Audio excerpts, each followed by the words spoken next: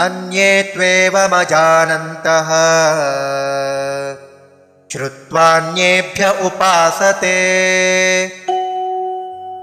तेऽपि चातितरन्त्येव मृत्युं श्रुतिपरायणाः।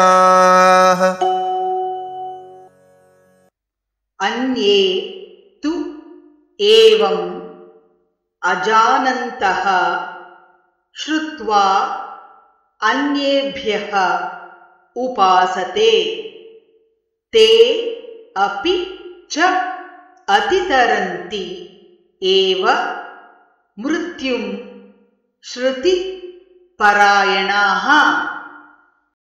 अन्ये त्वेवमजानन्तः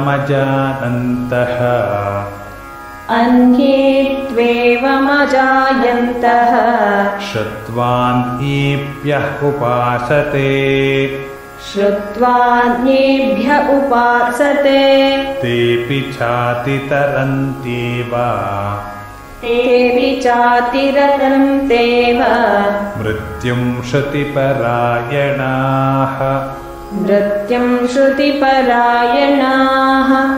अन्ये त्वेवमजानन्तः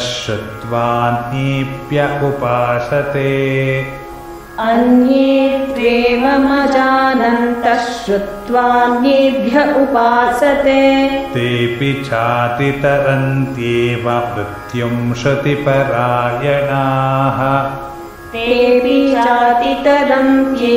मृत्युं श्रुतिपरायणाः। अन्ये त्वेवमजानन्तः श्रुत्वान्येभ्यः उपासते तेऽपि चातितरन्त्येव मृत्युं श्रुतिपरायणाः। अन्ये त्वेवमजानन्तः श्रुत्वान्येभ्यः उपासते तेऽपि चातितरन्त्येव मृत्युं श्रुतिपरायणाः।